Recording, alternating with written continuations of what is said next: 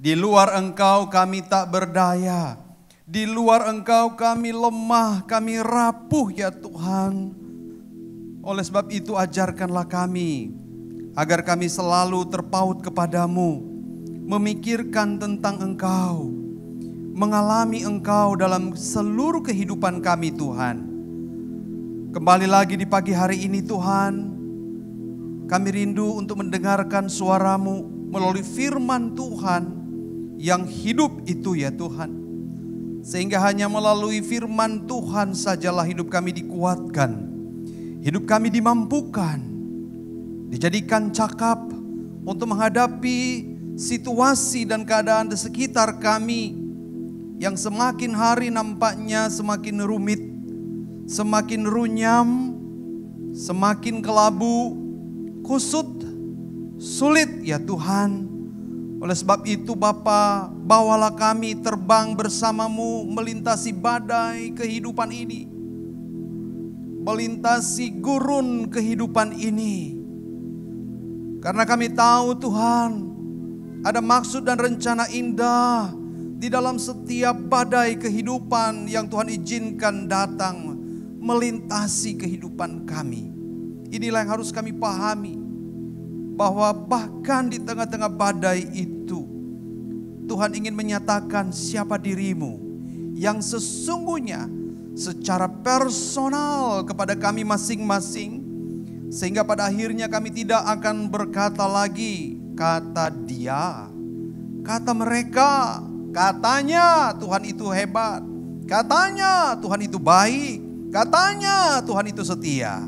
Tapi kami akan berkata, dari pengalamanku, dari pemahamanku, aku mengerti sekarang bahwa Tuhan itu baik, Tuhan itu hebat, Tuhan itu setia, dan Tuhan itu selalu ada untukku. Tuhan, inilah kami telah siap mendengarkan firman-Mu. Demi Kristus Yesus Tuhan hamba berdoa. Amin. Shalom Bapak Ibu, silakan duduk. Iya, senang sekali ya kita bisa ketemu lagi di hari ini saudara. Di bawah sebuah tema firman Tuhan, semangat yang baru saudara ya. Yesaya 40 ayat 29 sampai 31 adalah ayat yang sangat indah saudara kalau kita ingin menelusurinya lebih jauh saudara ya. Ayat yang sangat indah, ayat yang begitu menyemangati, menguatkan kita saudara. Namun apa yang terjadi ketika kita melihat ya mungkin boleh ada satu orang. Oke, ya ini memang connectingnya lagi lambat ya. Saudara yang saya kasih, kalau Anda melihat foto ini, saudara Anda akan menemukan sebuah pemandangan yang kelihatannya agak sedikit aneh. Karena ada seorang wanita yang menanti di sana ya, menunggu-nunggu. Siapakah yang ditunggu? Tentu orang yang berjanji untuk datang kepadanya, menjumpai dia dan mungkin ingin mengungkapkan sesuatu yang penting demi masa depan mereka, saudara. Namun apa yang terjadi? Kalau kita lihat foto yang kedua, saudara, ternyata wanita ini menanti sampai senja, saudara ya. Connectingnya lost, Pak Tim boleh bantu nggak? Pencet panah kanan aja. Ya, terima kasih Pak Tim. Iya, sampai senja, saudara, nggak datang-datang, saudara. Bayangkan, tidak datang-datang. Keputusasaan mulai melanda, kekhawatiran mulai melanda gadis ini, saudara. Dia mulai kehilangan harapan, bahkan dia mulai kehilangan semangat, saudara. Mungkin pemikiran perempuan ini adalah lebih baik kalau saya terjun ke laut saja. Atau lebih baik kalau saya pulang saja. Atau lebih baik saya bunuh diri saja. Karena janji sang pria ini janji yang palsu. Next, sehingga seringkali lagu ini yang dinyanyikan.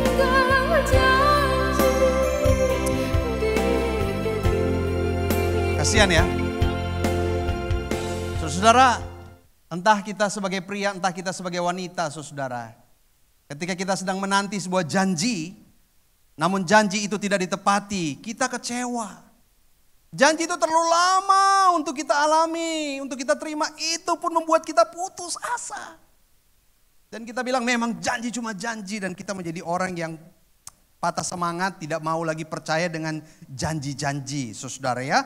Itulah sebabnya kita lihat di sini orang yang hilang semangat dan putus harapan biasanya, saudara, disebabkan karena tidak tahu bagaimana cara menanti, menunggu di dalam pengharapan, saudara. Ketika saudara dan saya menunggu dan menanti pertolongan itu dan didasari atas pemahaman kita manusia kepada dunia ini, kepada orang lain, kepada apa yang kita pikirkan dalam keterbatasan kita, maka kita akan kecewa karena ternyata tidak ada janji yang paling indah selain janji itu dilandaskan atas pengharapan di dalam Kristus, saudara.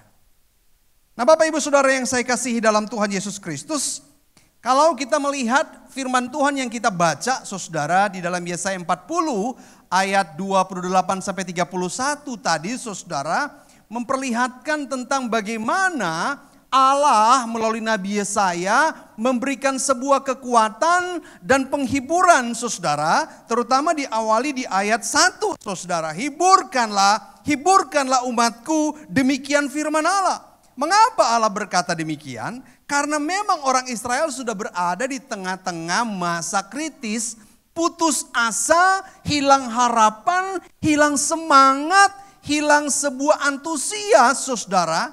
Ketika mungkin pagi hari ini jemaat yang melihat hujan dari pagi, gelap gulita, mendung kelabu, kok nggak berhenti-berhenti? Aku mau ke gereja, tapi kenapa cuaca nggak kunjung cerah? Lalu menanti lagi, semoga 10 menit sebelum ibadah dimulai hujannya berhenti. Nanti setelah berhenti aku akan start, aku akan mulai siap-siap ganti baju. Namun apa yang terjadi? Haleluya. Namun apa yang terjadi? Sampai lonceng gereja berbunyi, saudara, hujan masih turun. Sehingga akhirnya mungkin kita akhirnya terlelap dalam tidur. Kenapa, saudara? Karena kita salah menanti. Kita menanti dan mengandalkan penantian kita kepada cuaca, bukan mengandalkan Tuhan, saudara. Saudara, orang Israel sudah berpuluh-puluh tahun berada dalam pembuangan di Babel. Dan sudah berkali-kali mereka mendengar, bahkan berpuluh-puluh tahun sebelumnya waktu mereka masih muda, waktu mereka masih kuat, bahwa Tuhan akan membebaskan mereka. Setahun, 2 tahun, 5 tahun, 10 tahun, 20 tahun, mana kok belum? Lama sekali. Dulu ketika mereka mendengar janji Allah itu, mereka masih muda. Mereka punya semangat untuk pulang, saudara. Kenapa semangat? Karena melintasi gurun Arabian Desert itu dengan jarak kurang lebih 900 km, saudara. Ada badai gurun, ada perampok gurun, ada penjahat gurun, ada cuaca yang ekstrim. Perjalanan kurang lebih 3-4 bulan kalau jalan kaki, bisa lebih kalau dengan rombongan hewan, manula, lansia, ibu hamil, dan bahkan yang punya baby. Namun kemudaan mereka membuat mereka semangat menerima janji Tuhan. Yes, kami siap akan kembali ke Yerusalem. Namun ketika bertahun-tahun kemudian mereka sudah mulai tua, antusias mereka mulai kurang, saudara. Yang benar, ini cuma janji. Mana buktinya? Janji-janji tinggal janji Tuhan.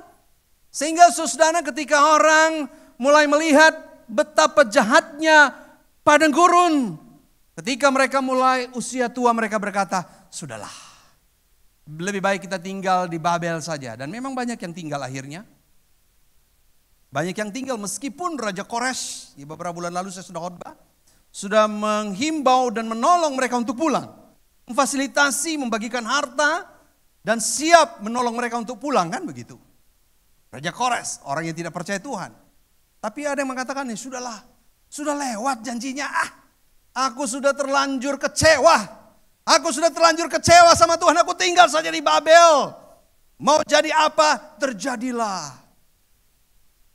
Aduh, saudara-saudara yang saya kasihi dalam Tuhan Yesus Kristus. Padang gurun itu membuat patah semangat, membuat putus asa sebelum mulai melangkah. Badai sungguh menakutkan, saudara. Kalau kita lihat dari jauh, apa bedanya ketika kita melihat badai itu dari dekat dan kita ada di dalam badai? Berbeda. Semangatnya beda, saudara.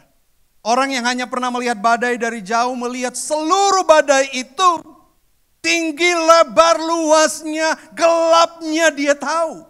Namun ketika orang ada di dalam badai, dia tidak melihat pemandangan seperti itu. Hebat ya. Saudara pernah nggak melihat asap yang gelap, yang begitu tebal, saudara? Saya pernah waktu remaja penasaran dengan asap. Saya lihat asapnya itu pekat ya. Saya berusaha mendekati.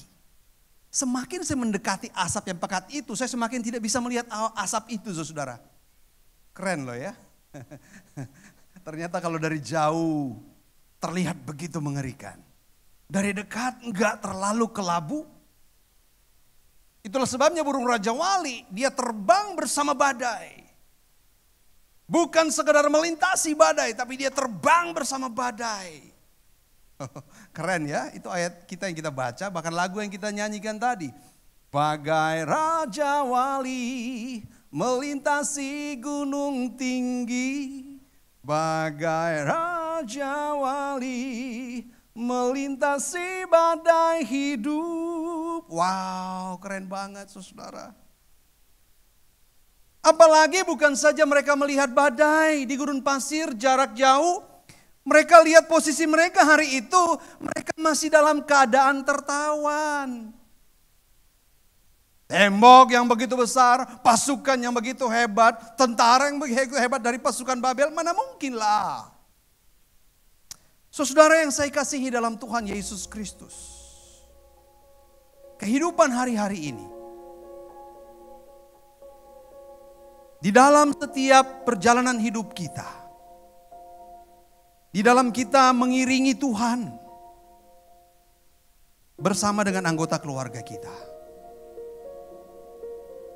Bersama dengan istri kita. Suami kita. Anak-anak kita. Orang tua kita. Saudara, kita mungkin berkata, Tuhan, kapan pergumulan ini berlalu? Tuhan, kapan sakitku lenyap? Kapan kecewaku pergi? Kapan masalah yang sudah kuhadapi 2 tahun ini bisa usai? Aku lelah. Dan mungkin engkau mulai menangis dengan rintihan yang lumayan pilu. Mungkin hanya engkau yang mendengar tangisanmu. Mungkin hanya satu rumahmu yang mendengar tangisanmu. Air matamu mulai mengering. Dan kau berkata, Tuhan tolong aku. Tuhan, mengapa penderitaan ini, mengapa pergumulan ini, mengapa kesulitan ini begitu panjang. Air mata yang berderai dan terurai itu mulai menutupi pemandangan iman kita terhadap Allah. Dan tangisan kita pun kian bertambah, saudara. Tangisan kita makin keras. Tangisan kita makin kuat. Bukan saja didengar oleh kamar sebelah rumah kita, tapi mulai didengar oleh tetangga kita. Kita mungkin mulai berteriak, Tuhan, sampai kapan ini terjadi? Aku semakin tidak mengerti Engkau. Aku semakin tidak mengenal Engkau, Tuhan. Aku semakin merasa jauh darimu karena Engkau menjauh dariku. Ketika kita mulai berteriak seperti itu, kita mulai mengatakan kepada orang lain, tangisan itu semakin didengar oleh banyak orang. Kesedihan kita semakin dilihat orang. Orang gemetar, orang sedih, orang pun berputus asa, orang pun ketakutan, orang pun mulai kehilangan semangat. Yang ada di samping kita, yang ada dalam lingkaran kehidupan kita adalah orang-orang yang baru mau mengenal Tuhan. 1 tahun yang lalu dia pernah mendengar dari engkau, dari saya, dari kita semua. Yesus juru selamat dunia. Yesus kekasih jiwaku. Yesus baik. Tuhan Yesus baik. Selalu dia mendengarkan dari mulut kita. Yesus itu baik, Yesus luar biasa. Namun sewaktu orang itu mulai percaya Yesus, mulai melihat Yesus yang ajaib itu melalui hidup kita, kita menyuarakan sesuatu yang membuat dia cemas, yang membuat dia kehilangan harapan, saudara. Terlebih lagi ketika kita putus harap dan kita melantunkan sebuah suara.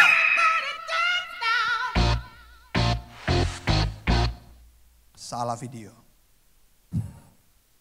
Kok teriak everybody dance now? Saudara yang saya kasihi dalam Tuhan Yesus. Pertanyaannya begini. Adakah alasan buat kita untuk tetap bersemangat dalam hidup ini? Nah, kan begitu.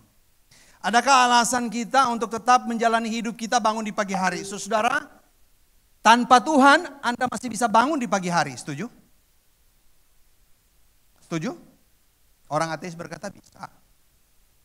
Tapi menurut saya, dan saya harap menurut kita, tanpa Tuhan kita gak bisa bangun di pagi hari. Amin. Tanpa Tuhan kita gak bisa bangun di pagi hari. Tanpa Tuhan kita tidak bisa membuka lembaran baru. Tanpa Tuhan kita tidak bisa melangkah pasti. Tanpa Tuhan kita tidak bisa melangkah dengan semangat, saudara. Itulah sebabnya semangat kita jangan sampai didasari atas dunia ini, atas keberhasilan kita, atas pencapaian kita, saudara. Kita bisa kecewa.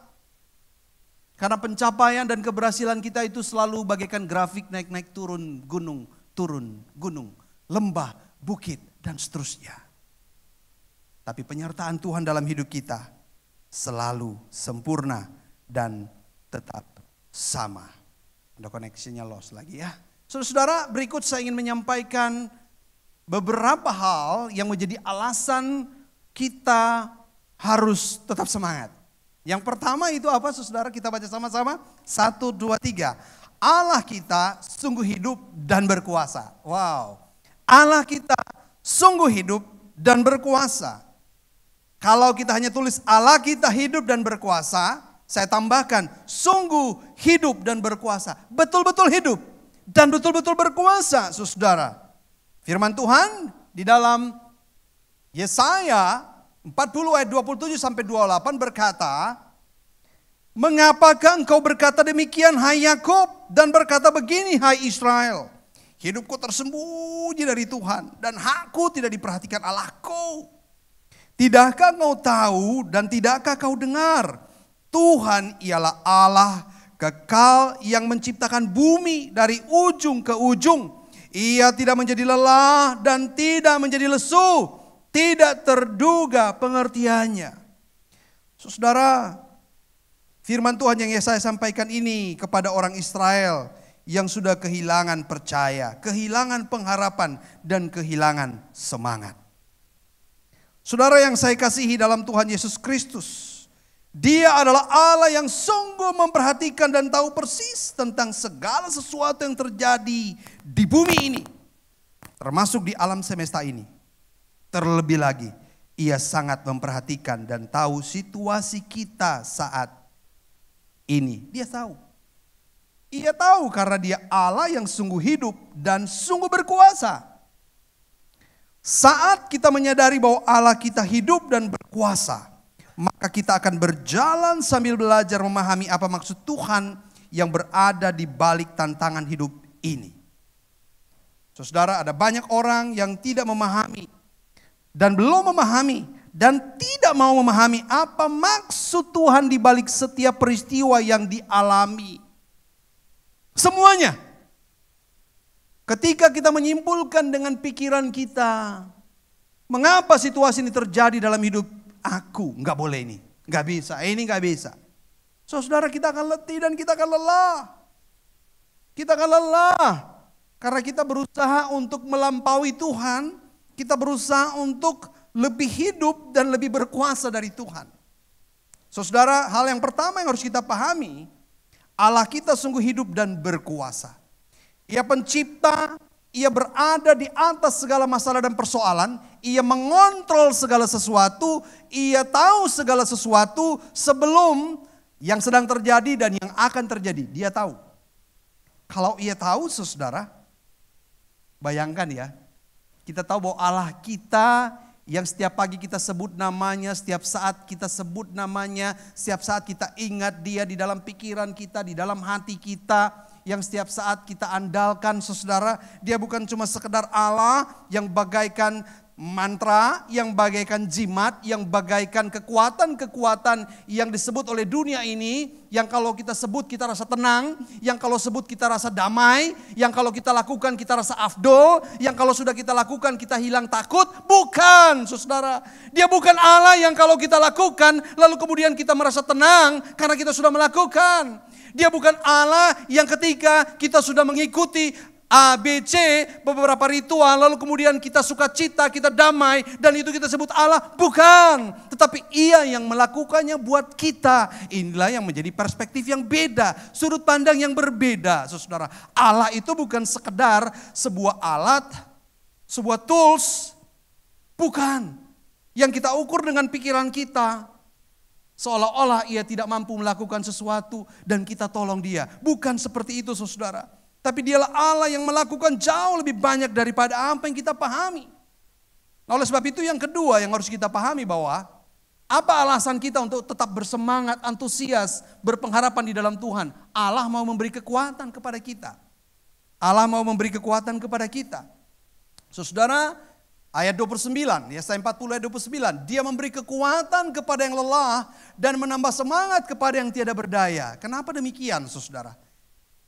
Dia memberi kekuatan kepada yang lelah dan menambah semangat kepada yang tiada berdaya. Saat ini banyak orang yang lelah tapi merasa tidak lelah. Saat ini banyak orang yang tidak berdaya tapi merasa berdaya. Saat Anda lelah, Anda merasa tidak lelah, maka Anda tidak butuh kekuatan, setuju? Saat Anda tidak berdaya namun Anda merasa berdaya, Anda tidak butuh kekuatan yang lain. Jadi kita harus paham firman Tuhan ini, saudara. Ketika kita tahu kita lelah, kita tahu kita manusia yang terbatas, kita akui bahwa kita lelah, kita akui bahwa kita tidak berdaya karena kita manusia terbatas. Maka di sanalah kasih karunia Allah, kekuatan Allah, kuasa Allah yang nyata itu kita alami. Nah, saudara-saudara yang saya kasih, saat kita merasa diri kuat dan ingin mengontrol semuanya, maka kita akan merasa lebih kuat dari Allah. Akhirnya kita terus merasa Allah tidak memberi kekuatan. Saya kasih contoh begini ya. Saya bilang bahwa ada banyak hal yang bisa kita lakukan di dunia ini dan bisa kita ubah. Tetapi terlalu banyak yang tidak bisa kita lakukan, apalagi kita ubah. Hari Sabtu lalu tanggal 17 September, saudara, saya ingat dengan jelas, saudara, anak kami Shane sedang sakit, saudara, semenjak hari Kamis. Panas, muntah, demam, lalu Jumatnya ke dokter, saudara. Lalu Sabtu kami akan melayani saudara keluarga ya, keluarga yang berduka yaitu Aho dan Margaret di rumah duka Jelambar. Namun sore harinya kami juga harus melayani orang tua Pak Timotius Wong, berulang tahun ke-83, mendoakan beliau sekaligus juga beliau akan pulang ke Kalimantan besoknya. Jadi hari itu penuh dengan sukacita dan juga penuh dengan duka cita. Ya, bercampur ya, air mata dan juga sukacita. Air mata dan juga tawa. Nah saudara-saudara, dari pagi saya dan Simu sudah dari rumah sakit Budi Kemuliaan, lalu kemudian pergi ke rumah sakit Cipto Mangunkusumo ya, membesuk jemaat kita yang kanker. Lalu kemudian waktu pulang ke rumah juga jemaat telepon, Pak tolong besuk kami Pak, anak kami sakit demam, demam, pusing dan seterusnya. Wow, saya dalam hati, betul-betul ini sedang mewabah, ini menyerang anak-anak, demam. Sudah selesai mendoakan, lalu kemudian pulang, mandi, bersih-bersih semua, pakai keramas tentunya. Ya, mau ketemu dengan orang tua umur 83 tahun. Sudah selesai dari mendoakan, mau menuju ke rumah duka ya, pelayanan penghiburan pertama, malam pertama. Saya dan Simu akan menjadi song leader, saya akan khotbah. Tiba-tiba si Cece telepon dari rumah. Ma, Shane panas tinggi 39 lebih. Hah? Kaget. Jantungnya berdebar kencang. Hah? Kaget saudara. Mau menuju ke rumah duka pelayanan. Dapat telepon seperti itu. Ada banyak hal yang gak bisa kita lakukan. Serius. Makin kita merasa bisa, makin stres. Apa yang harus kita lakukan? Kalau jadi ibu-ibu, bapak-bapak gimana? Simu kaget. Waduh. Saya juga kaget. Dalam hati saya, ini lagi wabah ini. Waduh, udah terbayang-bayang yang menakutkan dan seterusnya. Gimana ya? Dari situ menuju ke rumah lumayan lama. Simo udah bilang, kalau gitu mama gak pelayan pulang ya. Ini Shane perlu diatasi. Tenang Pak, tenang. Di mobil saya setir tenang. Tuhan kasih hikmat apa?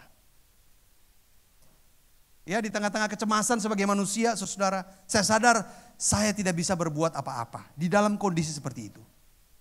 Tapi Tuhan kasih hikmat. Saya langsung bilang sama Cece, sekarang bawa ke rumah sakit. Grab ada nearby you, dekat dengan kamu daripada tunggu kami. Telepon Grab sekarang, ada II-nya juga, ada Julinda di situ ya. Bisa bantu bareng bawa ke rumah sakit. Sekarang juga. Saya lihat Simu mulai agak tarik napas. Puji Tuhan ya, tenang Ma. Tuhan atur. Serahkan pada Tuhan. Itu anak kita tapi dia milik Tuhan. Betul sekali, anak kita dia milik Tuhan. Hari ini ada orang yang sedang sedih, yang berduka. Yang harus kita beri penghiburan. Yang harus kita beri kekuatan. Tapi percayalah Tuhan tolong kita. Ya udah, begitu telepon kami, Simu sudah tenang. Ya kalau enggak nanti WL satu lagu langsung pulang nanti Simu ya. Pimpin lagu satu pujian langsung pulang nanti. Saudara, karena saya tahu dalam kondisi itu kami tidak bisa melakukan dua hal dalam waktu bersamaan. Bisa dua-duanya gagal. Malah mau pergi urus Shane malah bisa sesuatu yang fatal terjadi. Karena waktu di jalan itu macet. Grab itu dekat dengan dia. Jadi kami ke rumah duka, pelayanan dengan sejahtera, dengan tenang. Memberikan penghiburan kepada keluarga. Saya sharing juga peristiwa tadi sehingga waktu selesai kebaktian semua jemaat ya, ada Pak Heriman di sana juga, ada Pak Chun Meng langsung mengatakan kepada saya dan Simu, Bapak Ibu langsung, enggak usah tunggu kami di sini. Begitu doa berkat penutup, kami disuruh langsung ke rumah sakit juga hari itu. Saat itu juga. Puji Tuhan kan itu sudah berlangsung sejam lebih kan. Infus kan udah masuk. Infus anti panas. Jadi ketika kami di sana, panasnya sudah mulai reda. Saya tanya kenapa Dok jantungnya cepat sekali. Seperti kata si Cece di telepon yang menakutkan. Pak tenang Pak, kalau anak lagi panas tinggi memang jantungnya berdebar cepat Pak. Saya bilang aduh lain kali jangan kasih berita gitu ya. Itu menakutkan sekali. Prrrr katanya. Ini 120-an 130 katanya. Saudara, ketika kita merasa bisa. Ketika kita merasa kuat. Ketika kita bisa merasa bisa kontrol semuanya bisa hancur. Serius. Saya mengalami hari itu.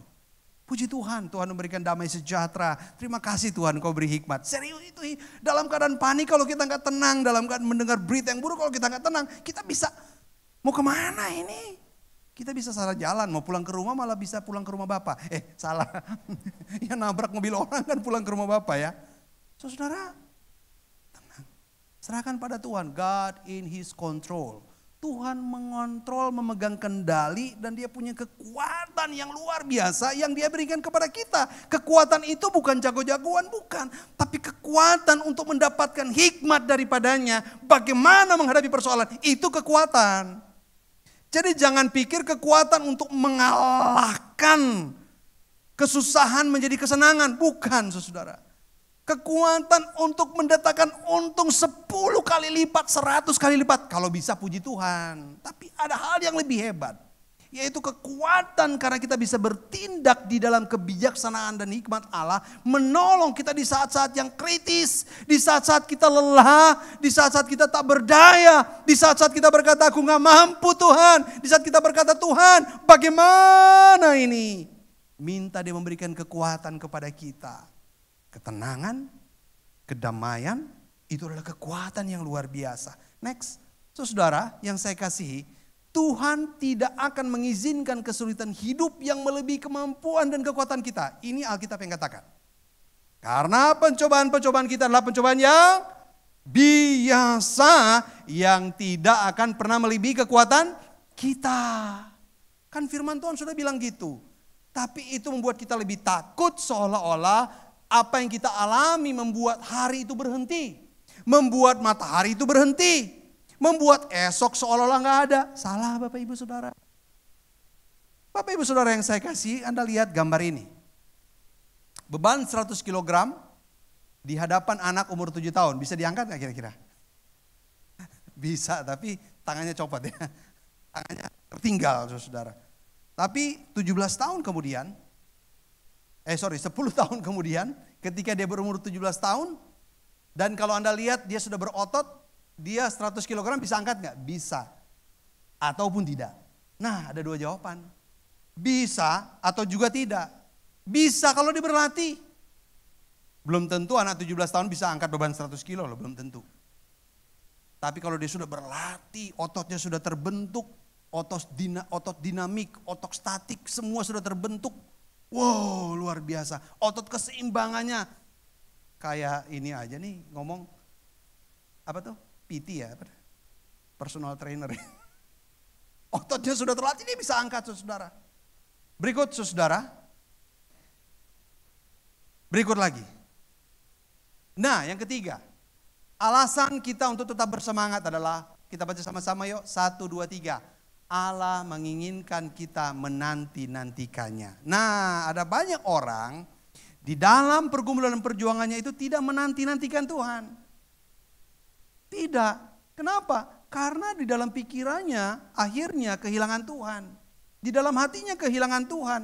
Masalah membanjirinya, masalah menghantamnya begitu kuat sehingga dia kehilangan fokus. Dia kehilangan tujuan, dia kehilangan panggilan hidup sebagai orang percaya. Saudara, ayat 31 berkata apa? Mari kita baca sama-sama. 1, 2, 3. Tetapi orang-orang yang menantikan Tuhan mendapat kekuatan baru. Mereka seumpama raja wali yang naik terbang dengan kekuatan sayapnya. Mereka berlari dan tidak menjadi lesu. Mereka berjalan dan tidak menjadi lelah. Saudara, karena ada kekuatan baru yang daripada Tuhan. Saudara, saat kita terus menggantungkan harapan pada Allah, menaruh pikiran padanya, maka kita akan mendapat kekuatan baru dalam menantikan Tuhan berkarya. Saudara, ngomong-ngomong tentang karya Tuhan. Waktu itu ada 3 saudara ya. Ada waktu kronos, ada waktu kairos, ada waktu aion. Ya. Aion saya tidak singgung di sini. Tapi kronos. Saudara, kalau kita menanti-nanti dengan waktu kronos, kita seolah-olah bisa membuat sebuah timetable, timeline, ya, time planning. Nanti seminggu lagi A, sebulan B, 2 bulan C, bulan yang kelima D, bisa. Dan di atas kertas, mantep. Itu waktu kronos. Bisa kita rancang, bisa kita rencanakan, saudara. Tetapi seberapa presisinya dia? Oh, jauh. Terkadang kita kecewa ketika kita punya rencana namun itu di luar daripada kenyataan. Ya, rencana berbeda dengan kenyataan yang terjadi, meleset bukan hanya sesenti tetapi bermeter-meter mungkin. Tapi ada yang namanya waktu kairos, saudara. Waktunya Tuhan yang mau saya sempitkan di sini di dalam apa yang dikatakan Pengkhotbah 3 ayat 11. A, yaitu apa? Ia membuat segala sesuatu indah pada waktunya. Ini kairos. Saudara, ketika kita menantikan Tuhan, kita menantikan kuasanya. Keren ya. Kita menantikan hikmatnya. Kita menantikan rencananya. Kita menantikan kedaulatannya yang telah ia rancangkan dalam kehidupan kita sebelum kita dilahirkan. Itu keren banget saudara. Ketika kita mulai sinkron dengan rencana Allah, menanti Allah di dalam waktu kairos itu. Bahwa Tuhan, aku tahu apa yang kau buat dalam hidupku tidak pernah salah, tidak pernah gagal dan tidak pernah meleset. Tolong singkapkan itulah padaku ketika aku menghadapi pergumulan, ketika aku menghadapi masalah, aku ingin melihat dan aku ingin mendapatkan sesuatu di mana engkau sedang berkarya dalam hidupku, di dalam waktumu. Sehingga di dalam waktumu, segala sesuatu yang aku alami itu aku anggap waktu dan sesuatu yang terindah darimu. Keren ya. Saudara, burung Raja Wali tidak pernah merasa dalam seluruh wilayah terbangnya itu ada waktu-waktu yang gak indah. Enggak. Ini ada orang yang menangkap burung Raja Wali melintasi badai. Bukan melintasi lagi, terbang bersama badai. Ada yang capturing luar biasa ya. Dia bisa kayaknya dari drone ini, dari drone ya pasti ya, mengejar Raja Wali ini dan langsung menangkap. Dan dapat sekali foto yang keren banget ya. Badai, di dalam badai dia. Kalau dia lari dari badai, dia capek dan dia bisa mati. Tapi ketika dia melintasi, dia terbang bersama badai, di dalam badai, dia kemudian mulai menemukan penyesuaian. Aerodinamikanya mulai main. Oh ya, oke. Lama-lama dia semakin piawai, semakin cakap. Lama-lama dia terbang melintasi badai. Akhirnya melintasi badai dan menggunakan badai sebagai kekuatan untuk sampai pada tujuan. Wah, keren. Bagaimana kita di dalam menanti Tuhan dalam waktu Kairos itu, kita mendapat kekuatan yang baru, yang fresh dari Tuhan. Bukan sekedar kekuatan daripada masa lalu kita, bukan. Kalau itu bukan Kairos lagi. Karena waktu Kairos selalu baru. Saat ini, kadangkala kita berkata dulu, tempo dulu. Wah, Tuhan menyertai aku luar biasa. Tapi sekarang kok enggak lagi ya. Tuhan ingin membuat kita mengerti cara dia bekerja dalam hidup kita dengan cara yang berbeda lagi. Bertumbuh dong kita. Saudara, mari kita baca sama-sama. 1, 2, 3. Menanti adalah tindakan yang melelahkan dan pasti tidak disukai oleh kebanyakan orang. Tapi menanti dengan penuh pengharapan pada Tuhan adalah tindakan yang indah dan berharga. Maukah kita? Saya tutup dengan sebuah kesaksian. Saya sudah pamit dengan 2 orang ini, Pak Acuan dan Saudara Caleb Heresta. Pembesukan hari Kamis kemarin itu pembesukan yang menurut saya indah sekali. Ya. Bersama dengan Pak Acuan mendoakan 2 orang di dalam pembesukan. Kita berikan tepuk tangan. 1 mendoakan seorang yang sedang bergumul. Dan kedua mendoakan seorang calon hamba Tuhan bernama Caleb Herista. Caleb ada di sini, boleh angkat tangan, ada gak? Ada? Hadir? Caleb? Oh, mungkin karena hujan ya. Tinggalnya jauh di kampus ST Reform. Oke, saya sudah minta izin ke beliau untuk kesaksian ini. Saudara, di tengah-tengah pembesukan, kami tanya ke Caleb, Caleb, apa pergumulanmu yang bisa didoakan? Caleb bilang begini, saya sedang galau, Pak. Seolah-olah untuk melanjutkan kuliah itu enggak mudah. Kenapa? Mama saya sudah terdeteksi kanker pita suara. Aduh, waktu mendengar itu, saudara, saya dan Pak Acuan itu tersentak juga ya. Besuk virtual serasa besuk tatap muka hari itu. Aduh, saya melihat wajahnya. Iya, gimana nih Pak ya? Kira-kira saya pulang enggak? Aduh, saudara. Bagaimana menghadapi orang yang sedang dalam keadaan yang letih, lesu. Mamanya terdeteksi kanker pita suara, saudara. Iya, ada jauh di Jakarta, mamanya di Pontianak, saudara. Ini Kuntianyin ya. Tiba-tiba, saudara, Pak Acuan memberikan sebuah kesaksian hidupnya. Istri tercinta saya beberapa tahun lalu terdiagnosa kanker. Caleb mulai kaget. Ya, betul. Waktu mendengar diagnosa awal dari dokter, istri saya nangis. Saya pun menangis. Saya belum pernah melihat Pak Acuan nangis. Pak Acuan di mana duduknya sekarang? Pak, mana? Di manakah Anda? Di luar? Oh, di belakang. Oke. Saya belum pernah melihat dia menangis.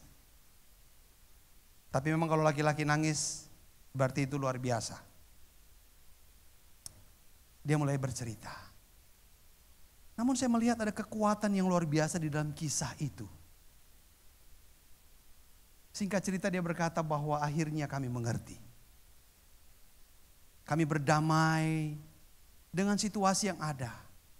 Karena kalau istri saya tidak berdamai dengan sakitnya, maka istri akan terus semakin menderita, semakin tidak menerima, semakin drop down dan gak tahu apa yang terjadi. Sampai hari ini 5 tahun sekali harus kontrol juga dia bilang. Artinya ia belum mengatakan 100% sembuh. Tetapi ia sudah berada dalam situasi yang berbeda. Saudara-saudara, singkat cerita. Sehabis kesaksian dalam pembesukan ini, Sang Kaleb berkata, Pak, terima kasih. Saya dikuatkan. Saya bersemangat. Saya tahu ada banyak hal yang bisa saya lakukan. Saya mengatakan juga demikian padanya. Tapi ada jauh lebih banyak di dunia ini yang gak bisa kita lakukan. Yang gak bisa kita ubah. Anda bisa mengubah potongan rambutmu. Anda bisa mengubah bulu matamu. Anda bisa mengubah alismu. Ya, Simu baru mengubah alisnya soalnya. Untuk Simu gak ada di sini ya. Jadi saya pernah bercanda sama Simu begini. Simu, itu kalau mama itu sulam alis, itu alisnya itu permanen, mah. Maksudnya iya. Kalau mama ke pesta masih cocok alisnya begini. Tapi nggak bisa kontekstual kalau ke rumah duka. Kalau ke rumah duka kalau pakai tulis kan bisa dibikin turun. Jadi waktu datang udah kelihatan sedih. Itu cocok, begitu ya. Kalau lagi mikir bisa buat sebelah tinggi, sebelah rendah. Itu mikir, lagi pertemuan hamba Tuhan misalnya, lagi bahas tema, mikir. Nah, sebelah naik, sebelah turun. Bercanda ya maksudnya ya. Kita bisa ubah. Warna rambut kita bisa ubah. Termasuk warna kulit kita bisa ubah. Semua bisa kelihatannya. Tetapi ada hal-hal yang begitu presisi yang gak bisa kita ubah. Hanya kita bisa serahkan pada Tuhan. Saudara-saudara, saya melihat Pak Acuan sadar. Dan menerima kekuatan yang daripada Tuhan.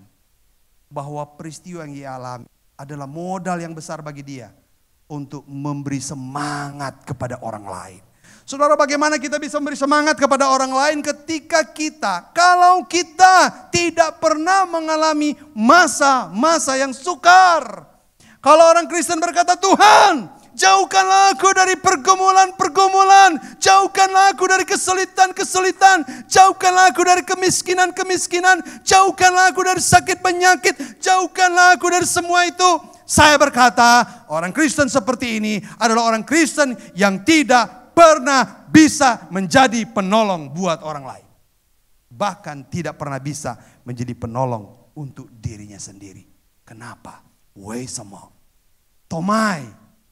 Why? Karena ia tidak pernah mengalami pertolongan Tuhan di saat ia lelah, di saat ia letih, di saat ia tidak berdaya, di saat dia merentangkan tangannya, dan di saat dia tahu Tuhan, hanya Engkaulah satu-satunya penolongku. Kalau ia tidak pernah mengalami ini, bagaimana ia bisa berkata, sabar ya, Tuhan akan menolongmu? Bohong.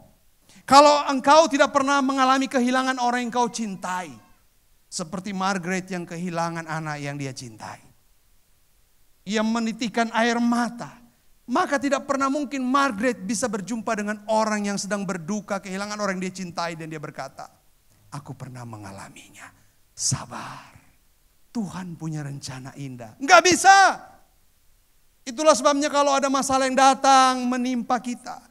Ada badai kehidupan yang sedang datang pada kita hari ini, katakan, Tuhan, bicaralah kepadaku, apa pesanmu di tengah-tengah badai ini, agar aku terbang di dalam badai itu bersama Engkau, sehingga pada akhirnya aku bisa memberi semangat kepada orang lain, sehingga pada akhirnya aku bisa memberi kekuatan kepada orang lain, sehingga akhirnya aku punya kekuatan untuk terus melintasi badai, untuk terus menang atas persoalan, untuk menjadi berkat, menjadi terang Kristus di tengah-tengah dunia ini, sehingga pengorbananmu, karya salibmu yang sempurna itu menjadi nyata dan sempurna dalam hidupku bagi orang-orang lain. Bagi orang lain, saudaraku, temanku, saudara seiman, orang yang belum percaya di luar sana, mereka dapat melihat kekuatan itu, semangat baru melalui hidupku. Amin, saudara. Apalagi hari ini kita menikmati perjamuan kudus. Kiranya kasih kuasa Kristus itu semakin nyata dalam kehidupan kita. Mari kita berdoa. Bapa di surga, kami percaya bahwa Engkau Allah yang selalu ada meski di tengah badai. Meski waktu terlalu lama, kami rindu, kami menanti dan melihat waktu Engkau berkarya dalam hidup kami. Kalau kami menghitung dan menanti dengan waktu kairos, waktu kronos, maka kami bisa kecewa dan kelelahan. Tapi ketika kami menanti di dalam waktu Tuhan, yaitu waktu Kairos, maka kami percaya bahkan di dalam penantian sekalipun, di dalam kami masih menanti jawaban dan kami masih bergumul sekalipun, kami telah mengalami jawaban itu. Tuhan tolong kami, buatlah kami terus bersemangat dalam hidup ini. Dan bersemangat bukan pada hal yang lain, bukan didasari atas hal yang lain, tetapi di atas dasar kasih dan kuasa Kristus di dalam kebenaran firman Allah. Itulah yang menjadi dasar semangat kami yang teguh, sehingga melaluinya kami bisa menyemangati orang lain. Kami menyemangati orang lain bukan sekedar kata, bukan sekedar kalimat, bukan sekedar isapan jempol, tapi kami katakan karena kami mengalaminya, karena kami merasakannya, karena kami menang atasnya bersama dengan Tuhan. Sehingga pergumulan-pergumulan yang kami hadapi melatih kami, iman kami semakin kuat, semakin memancarkan kasih Kristus, kuasa Kristus dalam hidup kami. Dan inilah yang dapat kami ceritakan kepada semua orang. Jauhkanlah dari kami untuk berkata, Tuhan, aku gak mau ada masalah. Kita boleh memohon pada Tuhan, Tuhan jauhkanlah pergumulan yang berat menimpaku. Tetapi kalau itu datang, maka aku tahu biarlah kehendak-Mu yang jadi. Yesus memberikan teladan yang indah buat kita. Yesus tokoh yang luar biasa memberi teladan kepada kita, bahwa Ia punya kerinduan, tetapi Ia meletakkan kerinduan itu di atas kerinduan Allah Bapa.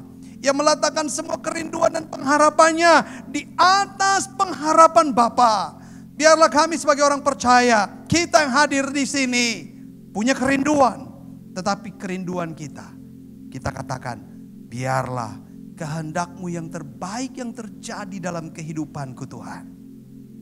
Mari jemaat, hadapi hidupmu bersama Tuhan.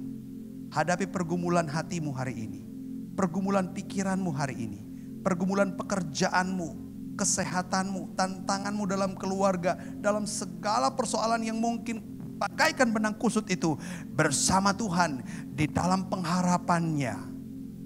Percayalah, engkau akan menemukan kehendak dan maksud terindah yang Ia rancangkan untuk hidupmu semakin bersinar terang. Kami akan menikmati roti yang melambangkan tubuh dan anggur yang melambangkan darah-Mu Tuhan.